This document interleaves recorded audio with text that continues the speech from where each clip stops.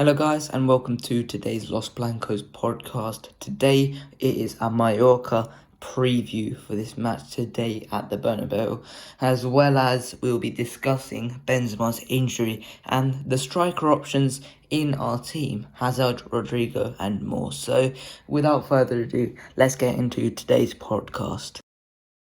Okay, so this afternoon we are going to be playing Mallorca, and I think it's going to be one of those games. We know how Mallorca play. What happened last year in the Mallorca game away from home? That game was where Benzema got kicked to pieces, Vinny got kicked to pieces, and we know how that's going to be for the duration of this match, which is going to be a tough game with a lot of physicality in the end. So I think it's going to be a tough game for us. I think it's going to be 100% physical from Mallorca's side. They're going to try and kick us out of our rhythm.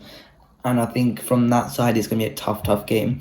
But I think we will have enough to get over the line. And I think we will have more quality than Mallorca. So it's going to be our job to make our quality count for something in this game. So what do you think of Mallorca as an opponent in this game?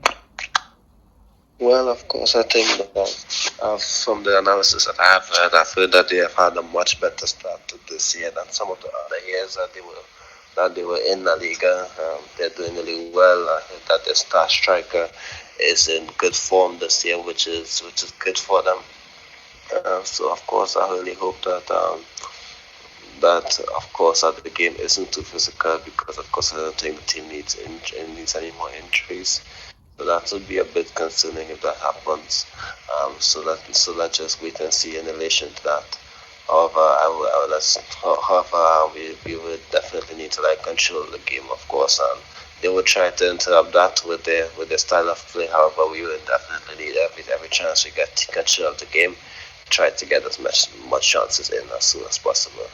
Yeah, so let's start with the lineup that we have both gone for.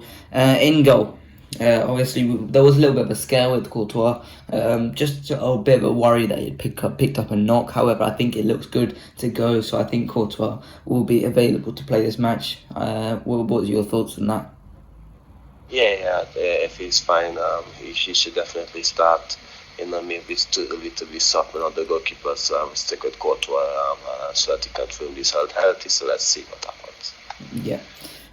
Right back. Now, Dani Carvajal started the season off very, very well. That match against Celtic was fantastic by him. So I think, just to manage Dani Carvajal, I think we should probably bench him for this game just to give him a little bit of a rest. We know how important it is for him to have fitness, how bad it is when he doesn't have full fitness. So I think just to keep him fresh for future matches, especially midweek, which I believe we're playing Leipzig, we need Dani Carvajal fit and fresh for that match. So I think I'll put Lucas Vazquez in the right back spot for this game.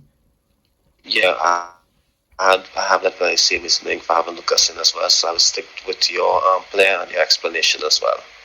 Yeah. Now centre backs. Now you mentioned Mallorca's striker Vedat Muriqi, and I think he's going to be a real problem because he's not exactly the quickest of forwards.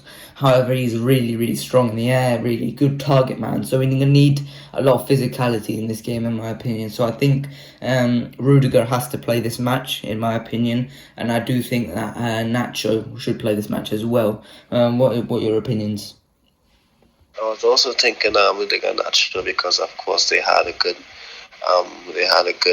game in preseason, and of course against Almeria as well. They have been solid. However, I do believe that we should stick with the Rudiger Alaba thing. That could be one of our first choice defensive pairing. Let's see how that can develop, in my opinion. So I would love to see the Alaba start this game. This is like a big opportunity for us to test them out. And of course, I think that we are already rotating the Carvajal out. I don't think Alaba needs to be rotated out. Maybe just as yet. Maybe if the game is settled, we can swap him in for Nacho. But for now, I would just stick with Alaba and Rudiger for this game.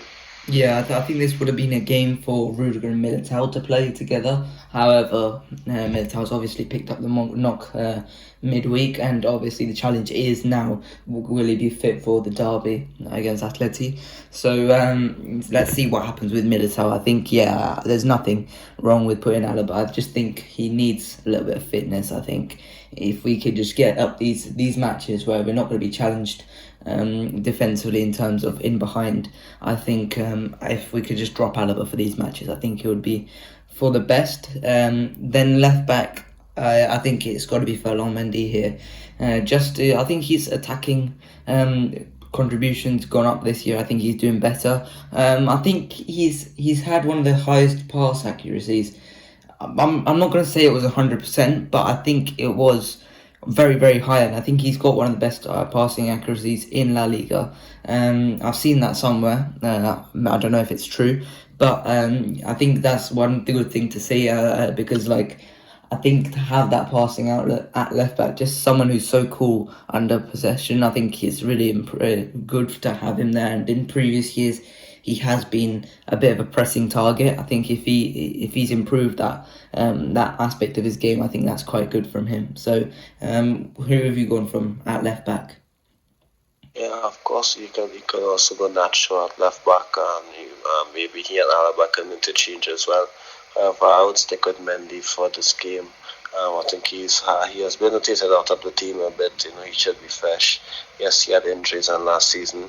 I wouldn't stick too much on how he might perform, because yes, his attacking contributions will help Real Madrid, and your analysis was spot on there.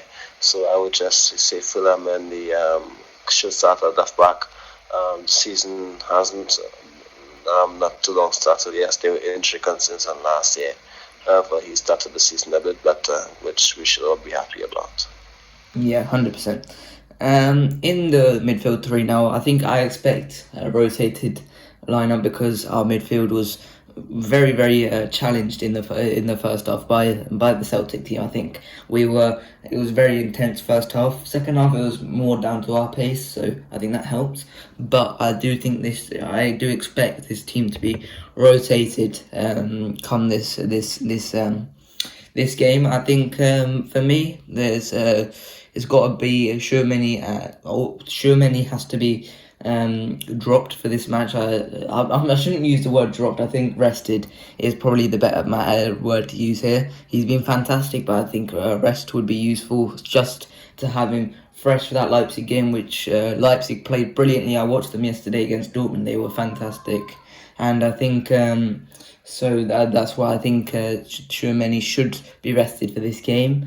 In as well, I think Ceballos should be starting this game. I think Ceballos, I think it's almost certain. I think he will play a part in this game. So I think Ceballos should be one of the midfield three here. I also think that Camavinga should play as well as Toni Kroos. I think just to have that a bit of double pivot play in there. I think just to pick the passes, just to make sure that we keep possession. Nice metronome in this game, I think, would be really useful. And I think Camavinga, another opportunity in which he can really get stuck in. I think the referee is going to have to be a lot less trigger happy with his cards. I think he's gonna flourish in a lot more of a physical game against Mallorca. So I think that would be my midfield three players who can definitely control the tempo, three players who can play on the same wavelength, interchange in their positioning. I think that would be a good midfield three for this game. Yeah, I think you can also. That would be the midfield three I selected. I think we can also swap in Valverde for Cruz as well. We've seen Camavinga and Valverde played in that pivot against Manchester City when we were chasing the game. But I think Ancelotti will include Toni Kroos because he wants to control the game. There isn't a natural maybe holding midfielder after Tchouaméni. All the other guys are more attacking players. So more attacking midfielders who can like box to box, who like to drive forward the ball. So I would go with Toni Kroos and Camavinga and Ceballos, of course, because I assume that Toni Kroos and Camavinga would be, and even Ceballos as well, because I've seen Ceballos play that function as well for the team. Be the one playing deep to progress the ball and get those passes forward. So I will stick with the midfield three that you selected and the analysis as well. Yeah, with Ceballos, I'm going to ask you a question about Ceballos. What part do you think he could play in this game in terms of his play style and the way he will play in this game, as well as what part do you think he'll play in the wider season, where we're talking about actual games? Where do you think he'll come on and make an impact? I think it's going to be similar to last season, how he ended the season, where there was a lot of minutes for him. I think, of course, if you look at it, let me speak about today firstly. In relation to Ceballos, I think he's physically enough to succeed in a game like this. He likes to put in a tackle. He's good under pressure with the ball. Of course, not as good as maybe Modric or Toni Kroos, but he is quite efficient on the ball when happening in deep areas as well. So I'll be happy to see how he does, especially if he plays alongside Toni Kroos. I think they can really do well. So I'm looking forward to seeing how that plays out. In relation to the wider season, I do believe that when everyone is fit, and each let's just say everyone is fit, and we have the 11 that play the Champions League final, I think the other guys who would come in would be, if you swap Casemiro with Tchouaméni, the next four guys would be, it would be Rudiger, who can also start as well. So it would be Rudiger, Rodrigo, Camavinga, and Ceballos. And I believe that Ceballos, if Real Madrid is chasing a game and need to, does he have something different, I think Ancelotti would turn to Ceballos before he turns to like Asensio or Hazard, especially if everyone is on the field, because you're not going to take up Benzema, you're not going to take off. You're not going to take up in the CS. You also have Rodrigo, you have Valverde, all these guys. Then after you can just throw on Ceballos, and there's a lot of energy. The attack has energy, so I believe that Ceballos is in, let's just say, the top 15 players at Madrid in terms of importance when he gets minutes, which is a really good sign compared to how we started the season last year with an injury. Then it's a bit difficult for him to get minutes until the end. But as you can see, even when even the season started a bit tight for Madrid, and not to Ceballos before he even turned to Hazard and Asensio.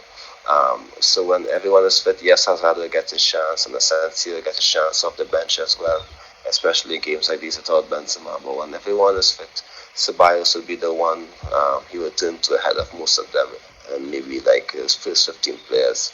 And of course, I'm looking forward to seeing Ceballos doing well, having more minutes than he did. I don't expect him to be like a long-term starter for Real Madrid, but he can definitely be a long-term squad player for the club. And I'm happy that he stayed, especially with Casemiro leaving. So that is my prediction for the season. I think Ceballos is going to have a wonderful year. He would play more. Yeah, he may just sign a contract, maybe for 3 years. I don't think he will sign for 5 years, because let's face it, it's not like it's Valverde, Camavinga, Tchouaméni. Both would want to maybe explore their options in a few seasons, but I do believe that that Ceballos would have a big moment this year. So I'm looking forward to that.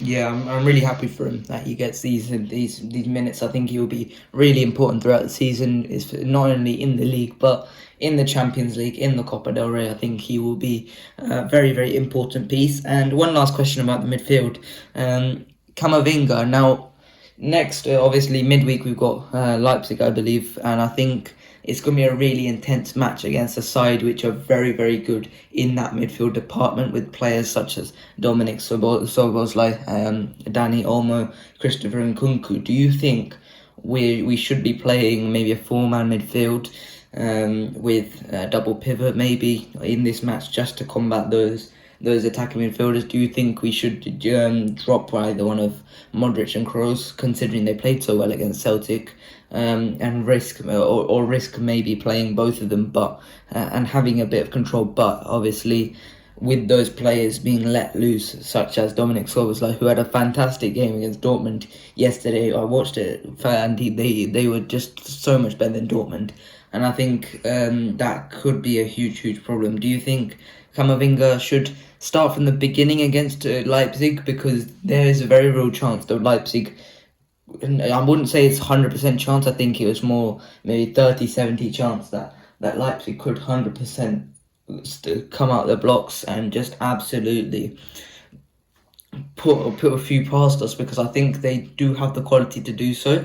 Do you think Camavinga should start from the beginning and then maybe bring on Cruz in the second half just to put on a little bit more control? Or what do you think we should do against Leipzig in terms of Camavinga? Oh, that's an interesting suggestion, actually. When you said it, of course, it made a lot of sense. Of course, Leipzig is actually very dangerous, and they just defeated Dortmund 3-0 as well. However, I think we know how it works, especially in big games. We know who the midfield three will be. And of course, Valverde will be the one coming in maybe to jump back and form that midfield four. That's why I believe that Ancelotti will rest him as much as possible on today to make sure he has that energy to play that entire 90 minutes and of course combat Leipzig. So to answer the question, I believe it depends a lot on today. Of course, in relation to Valverde, if Valverde doesn't start and Valverde doesn't play as much, then you know that he's going to have the same midfield three and Valverde coming in as a fourth option to combat the attackers. So that's what I believe would happen. Yeah. Okay, so let's move on to the attack. And I think we should hold back on the striker because we're going to talk about that as a separate section later on. But I think we should just name the players in the front three. And for me, the front three in this match should be Rodrigo, Vinicius, and Eden Hazard. I think with Rodrigo, it's another match where he can show his talents. I think that goal against Real Betis will do him the world of good. And I think that will be fantastic for him. Vinicius Junior, I think Vinny has been doing great recently. Just another match like that, he's going to obviously be kicked and fouled, and we know how Mallorca will try and double down on Vinny. It's up to Rodrigo whether he can drag out defenders, maybe try and get those defenders to just not be able to double down on Vinny or make the most out of the fact that there will be less focus on him. And with Eden Hazard, I think, just to build up on that performance against Celtic, I'm not going to talk too much on that because we're obviously going to talk about that in the second section of today's podcast. However, Eden Hazard up top, I think the link-up play against Celtic was fantastic. The way he just got involved in all the attacks, just to build up that understanding was fantastic. So, who's your front three? Yeah, of course. I will stick with the same explanation for the Hazard on top, etc. for Rodrigo playing as well, and of course Vinicius. Maybe if Tchouaméni is being rested, then maybe we should have rested Vinicius as well, and maybe Asensio should come in after he scored a hat-trick on last year against them at the Bernabeu. Maybe and he deserves a chance, but I think Vinicius has to start. I remember Pep Guardiola stating about Haaland that at that age there isn't like a strong need to rest him, to rest Haaland as much as possible, but he would manage his minutes. He would manage Haaland's minutes. So I think it's something similar here. Vinicius will start, and maybe if he scores or makes an important contribution, he would be taken off. Ancelotti would manage his minutes. So I think that's the plan. I think and I hope that's a plan so that Vinicius can be fresh for the Leipzig game. We should avoid him being burned out in December, January like he was on last year. And of course, I think Asensio can come in and make a good contribution as well off the bench, and maybe see if he can kickstart the season off the bench and make another good contribution. So, of course, Vinicius is on a 4-game goal run. Let's see if he can extend it to 5, and that would be important to see if he can continue not just his goal scoring, but how important he is with the team, especially with Benzema out. Yeah, and with Vinicius, I think in this game it's going to be important just to take him off when it becomes a comfortable lead, because I think at 2-0 or 2 goals up, I think Mallorca will find it difficult to come back. So I think at that point I would say take Vinicius off just for the need of just resting him for that midweek game, which is much more important, much more difficult. So I think that will be the most important thing for him. But that is it for this section of the podcast. Next section, we're obviously going to talk about Benzema's injury and the striking situation. So join us after this short interval. Okay, so in this second section of the podcast, we're going to be talking about Benzema and the striking situation at Real Madrid. Now, midweek, obviously, we had around the 30th minute, I believe it was, Benzema went down with an injury, and it didn't look too good at the time. Obviously now it's good to see that it was just a bit more of a scare rather than an actual big injury, because a big injury could have possibly derailed our season, or could it have? Because we're going to discuss Eden Hazard in a few minutes' time. But with Benzema, obviously, it's so important just to understand how important he is to the team. The way he links up. It's not normal for a number 9 to be that good in possession, then find himself in the right position to score is fantastic. The understanding that he has with Vinicius Jr. is just unrivaled in Europe, in my opinion. It's someone like Kane and Son have that level of understanding. I think Benzema's, the way he finishes, the way he headers the ball is so good. And I think he's just a complete number 9. However, this season so far, he hasn't started the way he has in previous years. I think a lot of that has to be down to last season, the way he was just fantastic. Obviously, I'm not expecting Benzema to be that level again, because I think Benzema, what he did last season was just out of this world. However, it hasn't started off fantastically. Obviously, still he's got 3 goals, but it just doesn't look the same. He doesn't look as sharp, and I do wonder whether he was carrying a bit of a knock since the start of the season. So, in my opinion, I think for the next 2 games, I think Benzema should probably be just dropped. Make sure he's 100%. And let's have him back for that Atleti game if he's 100%. So, what is your opinion on Benzema's injury, and when should he come back? Because I think, like we did this last season where Benzema was 50% against Atleti, he played half the game, did well, came off, Jovic came on. I think something similar should be done this year once again. So what is your opinion on that? Well, of course, I do believe that it should be something similar for the Atletico Madrid game. But the key thing, I think, is that this Benzema injury, it does give Real Madrid the opportunity to test out what they would do without him. Of course, they didn't go to the market this year to replace him, so that's, I wouldn't say shocking, but it's an opportunity for maybe them to see what they have available, because I think they know that the season is still young. They can test players there in the meantime, and if, let's just say, it doesn't go to plan, then they can always go to the market. I also believe that in relation to the options that we have, I believe that we have Hazard, who would maybe test out some of the link-up play that Benzema does. Rodrigo as well can do that, and of course he's a bit quicker maybe than Hazard to get to the box after facilitating the link-up play as well. And then of course there's a Sensi who can also link up, similar to Hazard, but I'm not too sure which one would be the better option in the long term for this season. Then there's of course Diaz, who's maybe the 5th option in the team, the maybe emergency option who might play the cup games if Ancelotti doesn't, let's just say, has a fallen out to him or any STOs. Diaz might just be the 4th striker who might just play the cup games.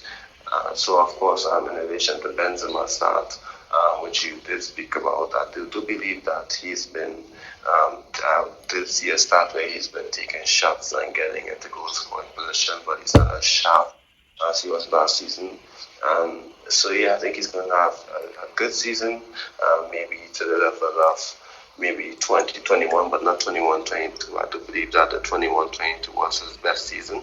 So I think what's going to happen now is that maybe Vinicius, I did make a post about it maybe a few weeks ago, well, not a few weeks ago, 1 week or 2 weeks ago, within 7 to 14 days, maybe asking if Vinicius can maybe like become Madrid's main goal scorer. And of course, so I think that what might happen is that the output with Benzema and Vinicius might be similar amount of goals, but Vinicius would have a higher amount of goals than Benzema's world champ. And maybe Benzema will still be scoring 30 goals, but Vinicius will be scoring a bit more.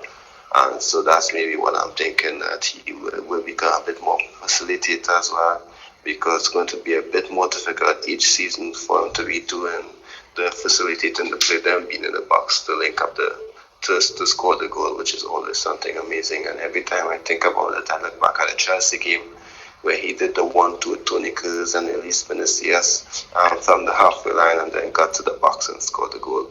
And the older you get, it's going to be a bit more difficult for you to do that. So, of course, I think now with him out, we can try new methods of playing. I don't think that it would be sustainable for this season to maybe try like Hazard, Rodrigo, and Asensio and constantly. Maybe the best one might be Rodrigo because of his energy as well, especially for big games. But for now, I believe that it's sustainable as long as it's not like a big Champions League game, or if it's not Barcelona or even Atletico Madrid, because of how deep they play and how good Benzema's movement is in the box. So I'm still a bit iffy about Benzema playing 50% of the match against Atletico Madrid. It's a bit too early to make that prediction, I think. And of course, you just never know how good the injury is. So according to Ancelotti, if he doesn't play against Atletico, he will not go with the national team. I think that should be the next step, because maybe we don't want like a relapse, so we don't want them playing against Atletico. And he goes to the national team, and you never know what can happen. So that would be my decision, to keep him in Madrid for an international break. However, if it's the skin is spot in the French national team, there's not much you can do about it. The player would want to go play for his country, and that's not something you can fight, because that's what you want. You want your players representing your country, especially with a big tournament there. I don't think it's good for or healthy to do that to a player if he wants to play for his national team. Yeah, I agree. I think if he wants to go, obviously you've got to let him. But I do think Ancelotti is 100% of the guys just say, fine, I don't really care, because I think Ancelotti will just let him do that, and I think Ancelotti will find a way to just deal with it. So let's talk about some of the options that we do have, and let's talk about the guy who started, didn't start but came on midweek, and that's Eden Hazard. And I think he was absolutely brilliant midweek against Celtic in a game which was very, very difficult for us. First half it was very, very difficult for us, and even at the start of the second half, Celtic made it incredibly difficult. And I did think at points we were going to go down 1-0, because Celtic absolutely laid on the pressure and continuously went at us. And I think that's something that teams don't do very often at Real Madrid. They don't constantly put pressure on, especially teams with lesser quality. I don't think they do that very often. So I think we were very, very shocked first half that Celtic would do that, and they kept going at us.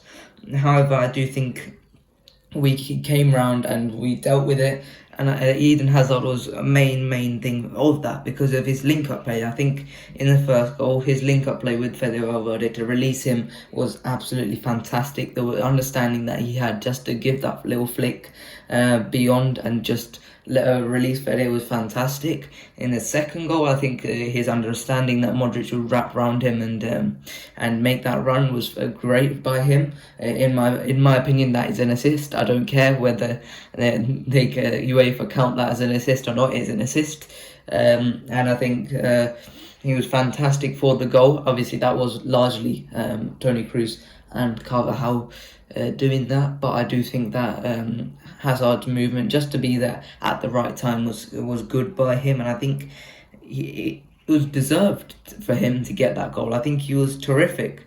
I think he was so good in the link up. Just the little one touch, dragging defenders out of place all the time was fantastic, and I do think because of that, I think our wingers are going to be even more grateful for the for the space that Eden Hazard provides for them, because obviously Eden Hazard hasn't got the fitness to run at defenders anymore, run and slalom through those defenders like he used to. However, I do think he can be really influential as more of a free roam type player, like he does for Belgium, when he's away on national team breaks. So I think he could be. That's where he's going to be useful now. Whether he can play multiple games in a season, I don't know. I don't know what his injury state is looking like at this point in time. Obviously, he hasn't got an injury so far this season. However, I'm not so sure what is going to happen with his injuries this season. So I'm nervous about that, to see whether he's going to be trustworthy. However, if he plays like he did against Celtic, I have no concerns.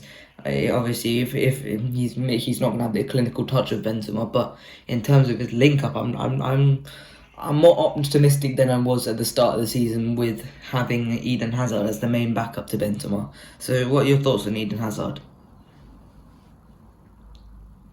Well, I 100% agree with you with all your points. There's almost not much to add because I think you hit the nail on the head there. What I would add is that I think that this is an important chance for him because, of course, he hasn't been able to start as much. When yes, he isn't at 100%, and yes, he had a game against Celtic, but he would need like constant games, to get back to his best. But now he has an opportunity to play, or maybe if he does well again on today, he would have more options to play another game. Then of course he can just start back-to-back games. And he's always said, the Belgian coach Hazard has always said that he never had the opportunity to constantly play back-to-back games for Madrid, and of course most of that was because he's injured. Now he has the opportunity to do so. I still believe that we should not start him for all these games. Maybe Rodrigo should start for one, then Hazard, Rodrigo, Hazard. That's how it should be. But how he has the opportunity to play more minutes and more consistently. So that's important, and that's something that makes a lot of sense to have him there. So I do believe that this is his opportunity now. He's always been saying he needs the minutes, he needs to play more to get back to his best, especially as his plate is removed. He can now show his best level. So now this is his opportunity to maybe, let's just say, back up the talk that not just him, but also all of us, the Belgian national team players and coaches, to basically send the same message. He needs to play more consistently to get back to his best. So that's what's going to happen now. Ancelotti is trying to do that, just trying to get that in him. So that's a positive. And of course, he's an intelligent player. He all the nice things he did, which you mentioned. I wouldn't mention it again to avoid repetition, but he is an intelligent player, and you will get that from him. What you may not get is how consistently he can do that and get into the box if he's linking up play. However, he did score a goal. Let's hope he can build on that, and he did find himself in dangerous positions. Let's hope that we can still manage his minutes while letting him play. Well, let's hope he can have another important contribution as well. Yeah, 100%.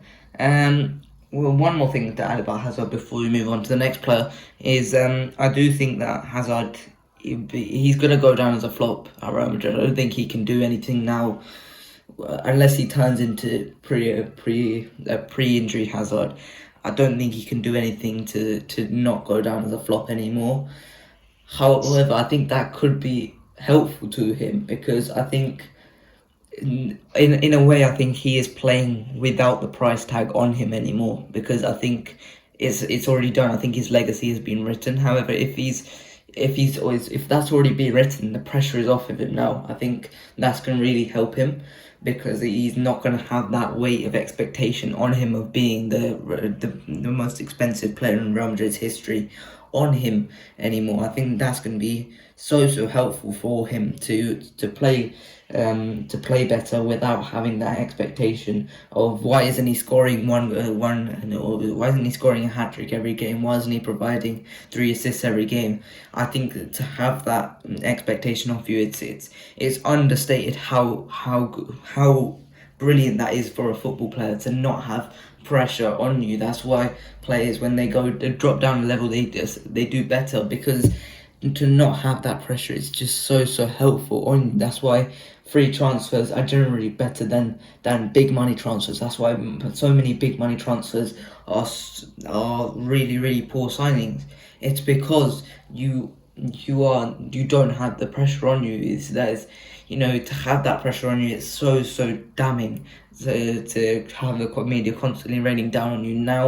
All Eden has to really contend with himself is to see whether he can be the best version of himself now, because I think what he can offer to Real Madrid is be a useful squad option when needed. I think to have that legacy. Fine, obviously he's failed at Real Madrid. He hasn't continued on from where he was at Chelsea and really taken the step up. But ultimately, he's going to have to accept that. And now at this point, I don't think he's going to do anything. He can do anything that he can he can erase at this point. So, what are your opinions on what I've just said? I mean, I could be just speaking out rubbish there, but what are your thoughts there? No, I think you're spot on there. I think one thing I would add is I don't think he'd be a failure if he does one of these things. If, let's just say, for some reason he's on the pitch in a Champions League final and he scores like a winning goal, I think we would remember him less as a flopper and a bit more fondly if he does something like that. Or if, let's just say, he has like a Fernando Torres moment, he scores an important goal that maybe puts us clear in the league.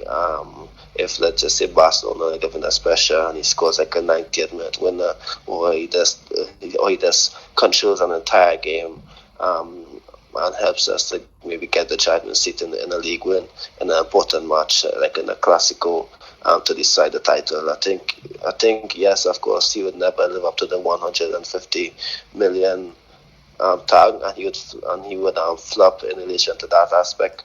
But in terms of being a Real Madrid player, I think the flop title would be taken off if he can do something like that. So I think maybe that's a goal for him. Like you said, he would never live up to that amount that we paid for him. That's understandable. So he can play without that pressure. But I still think that there's pressure for him to at least do something because of what was said in pre-season by the fans, the expectations that he had. And let's not forget that Hazard did promise us that he's going to do well this season. So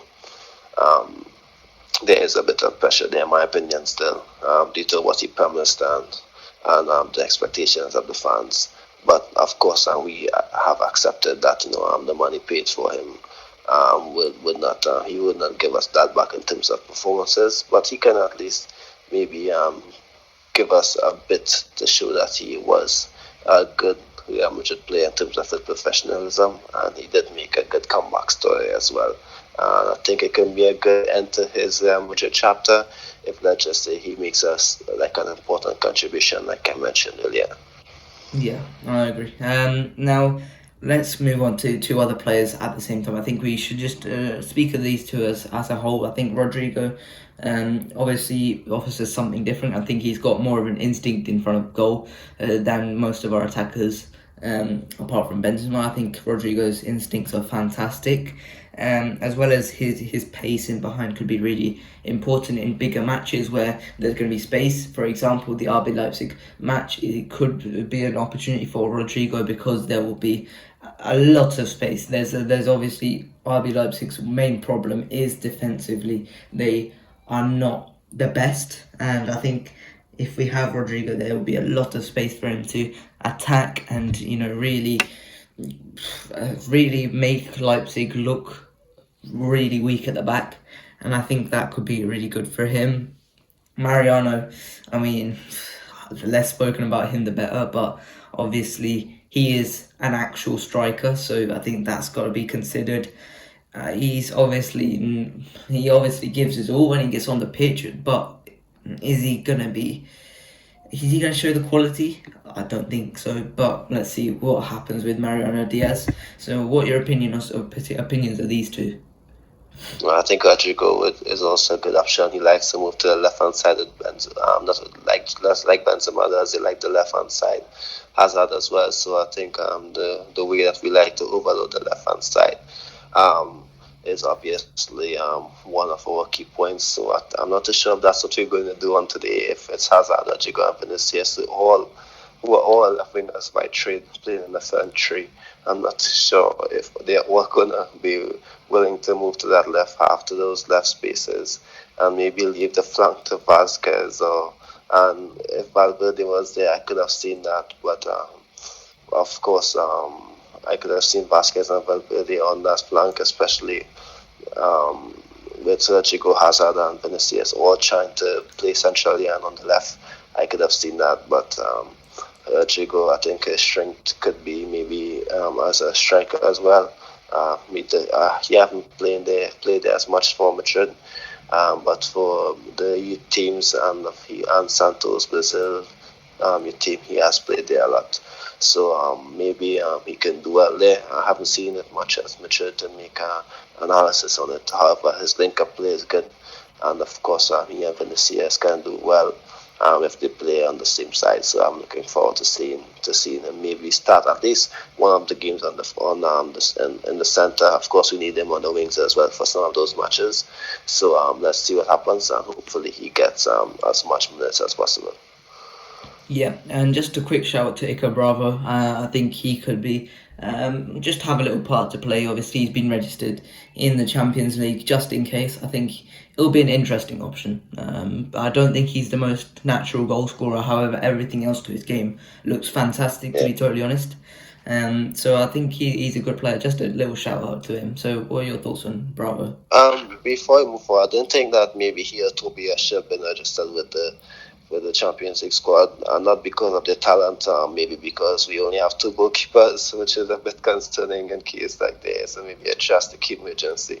So maybe at least one of them should have sat out, and maybe we should have had a 3rd goalkeeper. But in terms of Iker Bravo, I haven't seen him as much as you do. I'm looking forward to maybe seeing some of the Castilla games and seeing how he performs. There's a lot of hype about him from the fans, which is when it comes to the Castilla players that we have, so I'm looking forward to maybe watching some Castilla games and getting to know more about the player. But I just saw articles stating that the door to the first team will be open to him as long as he does well with Castilla, and it's a good sign of faith that he is in the Champions League squad. Yeah, and speaking about really talented strikers, I wrote a thread on Endrick on Twitter at exiled_YT_. Please go check it out. I've pinned that to my profile. Have you got anything to plug? Why don't you plug your Instagram? Pardon me? Why don't you plug your Instagram while we're at it? Oh yeah, of course, it's at the RealMadridCommittee. And just before we move forward, the lineup has just been out a few seconds ago, and it's the very same lineup that we just spoke about. Yes. Okay. So go enjoy that match. Obviously, I'm trying. I hope this is out before the Mallorca match is obviously playing. I'll get this edited as quickly as possible and try and get this sent out and uploaded. So I hope you enjoy it and hope we win this Mallorca match, because Barcelona had a very, very good performance against Cadiz yesterday. Unfortunately for all of us.